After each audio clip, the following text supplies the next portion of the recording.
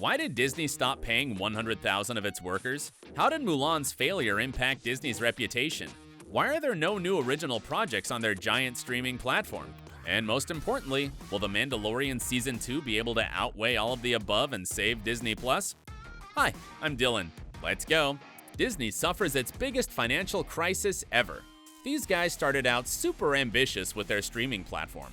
When they launched Disney Plus in November 2019, they did so with over 7,000 TV episodes and 500 movie titles, which we'll talk about a bit later in our video. But for some reason, Disney Plus hasn't enjoyed the same success as the streaming heavy hitters like Netflix and Amazon Prime. This would be totally fine for such a massive giant like the House of Mouse, except for one critical issue: COVID-19. Yes, because of the pandemic, Disney lost more than $5 billion, and that number was officially reported in August 2020. Who knows how big Disney's financial losses are now? And since the parks and theaters can't operate at full capacity, Disney really needs more of its streaming shows to be successful. Let's go step by step and try to find out if things might get any better for Disney+. Disney's recent huge scandal. A couple of months ago, Walt Disney's grandniece Abigail Disney spoke out against the company. She said that Disney is full of corrupt values now, and frankly speaking, it kind of always was. It all started when the House of Mouse decided to stop paying over 100,000 of its employees, effectively saving $500 million per month.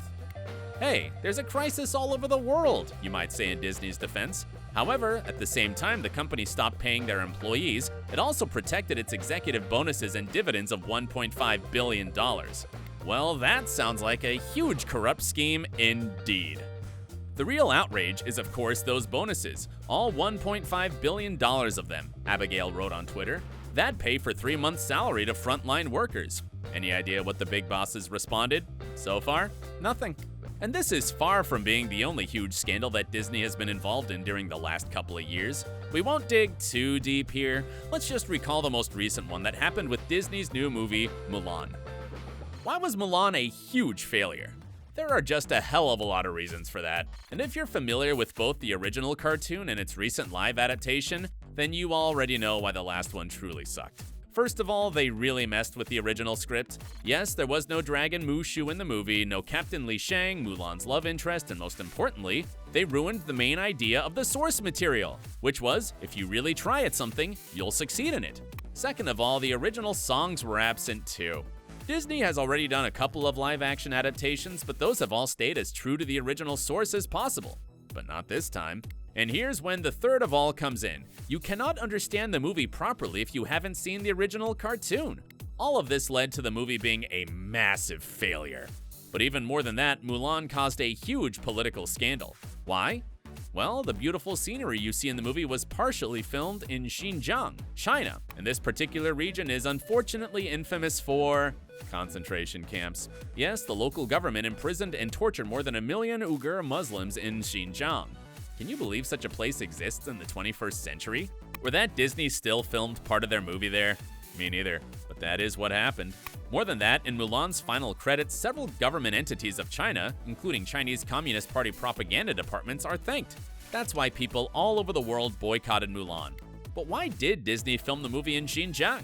Why not choose some other place with beautiful mountain scenery? Any place! Nobody knows for sure what the deal was behind the House of Mouse and the government of Xinjiang. Don't want to be too dramatic, but Mulan might be the last adaptation Disney does for a while. Now, looking at all the problems Disney is facing, it may indeed look like there's a lot riding on The Mandalorian Season 2.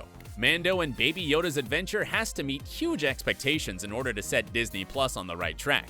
Let's take a look at what the second season might bring us. More of Baby Yoda mysteries to come. Don't know about you guys, but we on the Awesome channel are pretty sure that Baby Yoda is the biggest reason why The Mandalorian became so huge. And looks like Jon Favreau, the showrunner of the series, came to that same understanding. That's why in Season 2 we'll get into the mysteries about Baby Yoda and his species. According to the show's promo, Mando will be trying to reunite Baby Yoda with his kind. Does that mean we'll see more of these mysterious creatures in Season 2? Could be. Maybe we'll even see Yoda himself. I mean, the original Yoda. Because the timeline allows him to exist in the universe of The Mandalorian. Despite the fact that we all adore the cute little alien, we should mention the important thing here: Disney Plus invests in stability. Again. And as long as Baby Yoda continues to appeal to the audience, The Mandalorian will be renewed and keep entertaining us. The same cannot be said about one of our favorite show's directors.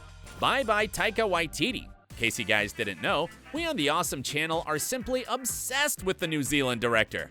Yes, we were super excited about him voicing the droid IG-11, and about him being responsible for the final episode of Season 1. So when Waititi said that he won't be able to join the directing of The Mandalorian Season 2, we were deeply upset. Does this mean that the success of the continuation is at risk? We hope not, because there were a bunch of other talented cinematographers involved. But why did Waititi leave the project? Here's Waititi's comment on it. I found it very difficult hanging out with the other directors. They're very arrogant, and I found the whole production to be amateur. No one knew what they were doing. The quality of the filmmaking, the quality of the set was just abysmal. I was quite frankly embarrassed to be involved. But of course, he was just fooling around as he always does. The real reason Waititi didn't direct any episodes in Season 2 is because he was busy working on another project. Another project. What can be cooler than directing the adventures of Mando and Baby Yoda, you may ask? Well, how about writing and directing your own Star Wars movie?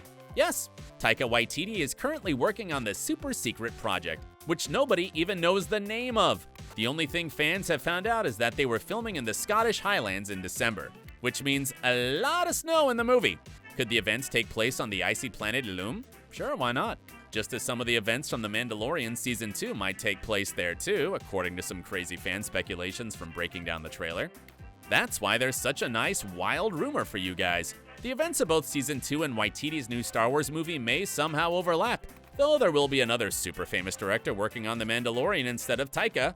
Welcome Robert Rodriguez. Yes, the director of Alita, Battle Angel, Sin City, Machete, and From Dusk Till Dawn staged at least one episode in Season 2. The perfect proof is this post on Rodriguez's Twitter. I am truly humbled to say I have now had the very rare privilege of directing the biggest star in the universe. We wonder how bloody his Mandalorian episode will be. Maybe Baby Yoda will become a bloodthirsty vampire? Will he overuse his force chokes, huh? At that rate, eating frogs would just be child's play. Besides Robert Rodriguez, there will be some more terrific directors trying to make Season 2 as intense as the first one was.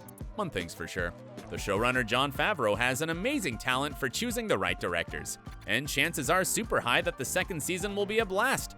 Before we summarize everything and can answer the question of whether Season 2 can save Disney Plus or not, let's briefly dive into another super important point. Disney Plus is full of everything. Here's the thing. There are just tons of other series and movies on the platform. First of all, there's lots of content that Disney and Pixar have produced during their history. Not all of it, but still a big part of it. Second of all, there are lots of Marvel movies. Iron Man, The Incredible Hulk, Thor, Captain America, Avengers, and many more.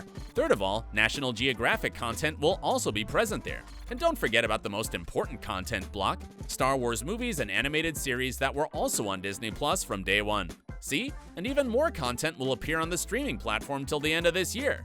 But, for some reason, Disney still can't produce anything original.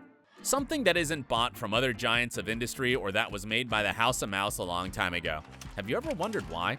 There's a theory out there that Disney became so huge because it never really wanted to take big risks. That's why the studio prioritized well-known, super successful projects based on familiar characters. And The Mandalorian seems to be the only big exception here. Because nobody really knows who the Mandalorians were, right? And Baby Yoda himself didn't exist before Disney Plus created him. Disney Plus has nothing new to surprise us with.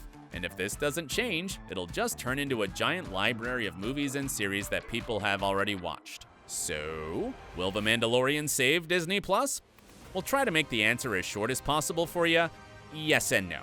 Yes, because it still remains Disney's most original series and at the same time, most successful one. The expectations of Season 2 are super high and we're pretty sure that it's going to be just awesome. And no, because one show isn't enough in the long term. But don't worry about Disney, it'll be just fine. No matter how many huge scandals there are around the House of Mouse, it'll handle all the punches, because it already has for almost 100 years, right? And just in case the streaming platform can't handle the competition against Netflix and the rest of the players, we can be sure that the destiny of The Mandalorian won't end with Disney Plus. Because if it's a commercial success, the House of Mouse will always find a way to make capital on that. And what do you guys think? Will we soon see the end of Disney Plus? Or will Mando and Baby Yoda be able to breathe new life into it? Let us know in the comments. Thank you guys for watching this video. Subscribe to our channel And just as you always do, stay awesome.